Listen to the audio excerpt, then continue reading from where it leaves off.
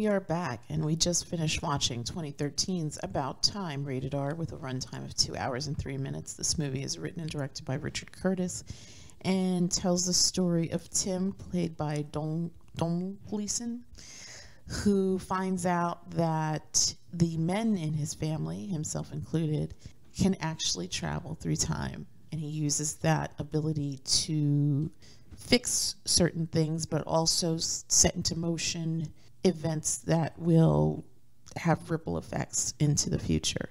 This is your first time watching this. What did you think? I thought it was great. It was a nice little love story with a smart use of time travel thrown in. There isn't any machine or anything. It's just like a special ability that the members of this family have, and it's male members. The male members, and it's not distracting in any way. The method they do is they just go into like a quiet place. They clench their fists and think about where they want to go, and then they're there. And it's not like as though there's two of them there. It's like they're there in the moment that they were there. Like their clothing changes, and they're that age, and they're in that moment, and they have the ability to alter how events happened on that day, which obviously has ripple effects into the future. and it wasn't creepy at all. Like you could picture like people using it for nefarious means, especially in the context of wooing somebody. Mm-hmm. But it was never creepy or anything like that, which was nice. It was sweet. Yes. You know? This whole movie, I mean, this is like one of those perfect date movies if you find yourself in a new relationship, I think. It's poignant, it's sweet, it's bittersweet. I remember the first time I saw this, I wept hysterically because one of the characters passes away at the end, and just the significance of that as someone who's outlived their father, that really resonated with me, obviously. So the first time I saw that sequence, I was just a hot mess. And I think this time too, when the Bill Nighy character tells his son Tim that he had one request, and it was to relive a day, just the two of them being together. And it just totally messes with me, because it's like, what would you do with that ability if you could go back? If you could go back and either relive one day or a series of days or a certain portion of your life, like what would you choose? And I think it was really sweet that the father chose to just have a one-on-one day with his son. Yeah.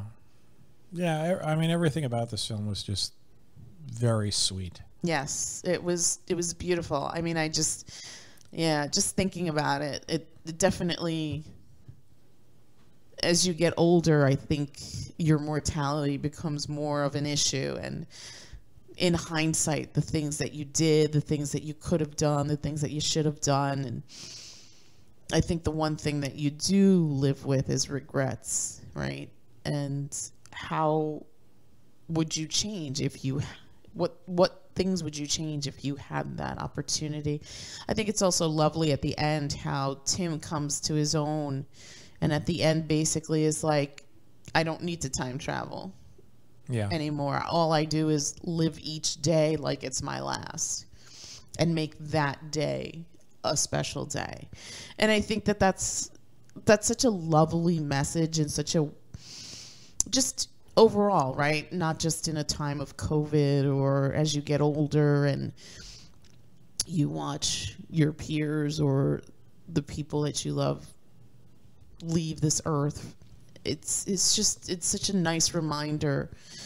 And all the actors in this were just fantastic, phenomenal. A special shout out to Domhnall Gleeson and Rachel McAdams, who make such a lovely pair. And everything in this movie was It felt real. It felt really believable. I totally believe that Mary and Tim met and fell in love. And yeah, the leads are fantastic. Fantastic. And Oh my gosh. great chemistry between them. And unlike the movie we saw prior to this love felt earned. Like, there was good dialogue between these characters. There was fantastic you could dialogue see in this movie. how each would be charmed with the other. And I especially liked how they set it up with their first meeting being in complete darkness, where they couldn't see each other at all. Yeah. It was like some sort of weird restaurant or something like that. And I mean, they've had restaurants like that where it's like the staffed by blind people, so you get that. But I liked that setup, and I liked how it worked. It wasn't like he went back in time and always came up with the right line or the charming thing to say, and like that was totally earned. That was like a great first meeting, and then it all just gets washed away because he wants to help somebody. Yeah. And that was like another thing. Tim was just a genuinely good guy. Good guy, yeah. And it was seriously a great little love story with a nice little sci-fi twist to it. Yeah. I think I agree with you. It's always interesting to see a different take on the whole aspect of love. I mean, we talked about like Silver Linings Playbook, which is a movie about broken people finding each other and falling in love, and you could even talk about movies like Punch Drunk Love, also just warped people finding each other and doing that. And Eternal Sunshine of the Spotless Mind, which is like one of my favorite love stories, and just the whole idea of if you had the chance to do it again, would you? Yeah. Which is ultimately, it's sort of that's like, an interesting question, right? Because if you know you're going to go through all this hurt and heartache and disappointment, do you still go down this road? And it's interesting here, too, because he met the woman that he wanted to spend the rest of his life with. But there were moments that he needed to do over. Yeah. And not because he was dissatisfied with his life or anything. It was just he was trying to be a good guy and help out a certain situation. And the sequence with the sister, how she kind of devolves and stuff. And he did a thing to try to fix that, and it sort of backfired on him. So then... Well, there were. I wouldn't say it backfired. It was a total success, except for the fact that there were unforeseen circumstances that altered his life. Right. And that was also very clever, because that's always something that like I've always personally thought about, because when you live your life, you're always like, God damn, I wish I could do that over again. I wish I could do that over again. And I think back at the things that I've done in my life, and I'm like, if I had the ability to go back in time, I would not be able to do anything, because I would never be able to go back in time past the birth of Olivia, because God forbid I do something and then she doesn't get born, or she's a different kid or something like that. I would lose Olivia and I would be devastated. Yeah. So. Yeah. And especially since because it's funny in that sequence when he sees the child, it's like, you're not my kid. Yeah. And like that, that was smart. They actually thought that out, and that was like that. I appreciated that, because that's something that I actually have thought about. Good. I enjoyed the time travel thing. Yeah. And it's funny because this could have gone. It could have been super saccharine, which I don't think it was. I mean, it was a sweet movie, but it wasn't. It didn't feel super saccharine. Like, no, I think all the choices that were made were lovely. When we finished watching it, I turned to you and I said that it's a love story, but I also I loved the relationship between Tim and his father. I thought that was so beautifully done, and to see like two men coming into their own, one dealing with mortality, the other one starting his life as a husband and a father and stuff like that, and how their relationship was always just so spot on and lovely and beautiful. And it was one of those things where it's like, wow, there's good guys out there. And this family obviously had a plethora of them. Even the uncle, the crazy uncle who had the shortest term memory. Yeah. Even more so than I do, which I found hilarious. But yeah, I was super, the writing on this is just phenomenally well done. The dialogue and the interchanges between the characters. And everyone gets a moment to shine. There's a lot of characters in this. I mean, obviously the main leads, Mary and Tim, are the predominant people in this, but Tim's dad, played by Bill Nighy, is just such a stellar piece of this ensemble cast. Harry, Kit Kat, Lydia Wilson, who plays the sister, she's great. Lindsay Duncan, who plays his mother, is great. I just completely... I remember catching this on cable a few years back and just being completely thrown for a loop at how good this was. I didn't expect to like this movie as much as I did. And every once in a while it plays on cable here and there, and I try to sit through it, but this was like the first time I'd seen it from start to finish in a long while, and it's still just such a lovely movie. From where it starts to where it ends, the journey is just really well done. Hats off to the filmmakers, to the writers, to everybody associated with this film. I mean, this is a gem.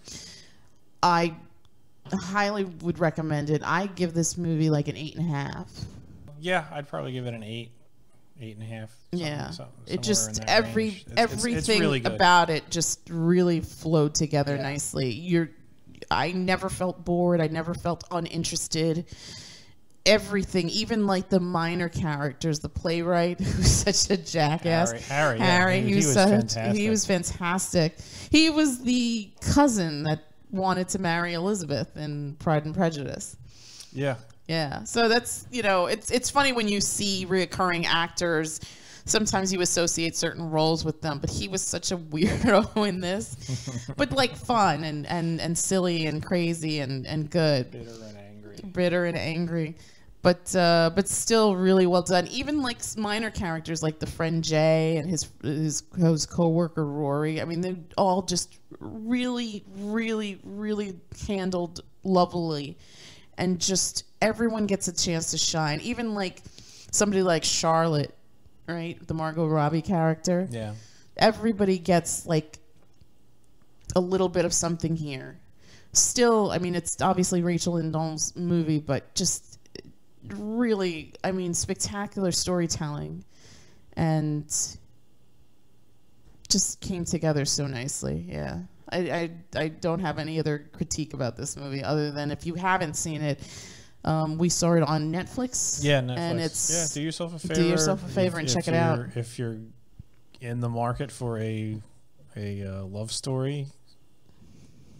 With a little bit of a sci-fi twist. A little bit of a sci-fi twist. Not your typical run-of-the-mill love story. Give this a shot. It's definitely worth it. Yeah, absolutely. I mean, sometimes you see romantic comedies. I mean, it's a comedic in like the sense of like, say, 13 going on 30, something like that. Like that's a romantic comedy. That's more of a romantic comedy than this. I mean, there are some really good lines in this, but I think, to me, this movie is all heart. Yeah. Yeah. So, yeah, like definitely a love story with a bit of a sci-fi twist is how I would describe it. But yeah, I highly recommend this. If you haven't seen it, go now. Get on Netflix and go watch it. Again, from 2013, 2 hours and what did I say? 2 hours and 3 minutes, is it? Yep, 2 hours and 3 minutes from 2013, rated R. Although rated R, there was some... probably the language. I was going to say, there was some saucy language, but it wasn't... There was some saucy language. But it wasn't, like, overdone. I think it was the fact that it was, like, sexual. A lot of mention of blowjobs. Why are people so squeamish about sex stuff? It's so weird. I wouldn't say a lot of mention. There's a couple. Yeah, I mean, you don't see anything. I mean, there's a scene where Rachel McAdams is topless from the back, but you don't see anything. No, there's no nudity. There's no sex scenes. No, none of that. None of that. It's just it's rated R for dialogue. That's about it. And it's not like everybody's dropping F words and C words or anything like that. Yeah, it's a British production, so it would be the C word. I mean, when people do curse, sometimes there's like some sexual innuendos and a little bit of vulgarity in that vein. So I don't know if that's a deal breaker for you, maybe you should see a therapist. I was going to say that'd be too bad because this is such a good movie. I mean, it feels like it may not be for kids in that respect, but yes. we didn't really watch it with our kids. This was the married couple movie. I mean, our kids did come in and out of it. But I mean, it wasn't anything crazy or graphic or whatever. I think they avoided everything, to be honest. Yeah. All right, so that's it from us, and we will bid you all a good night. Good night.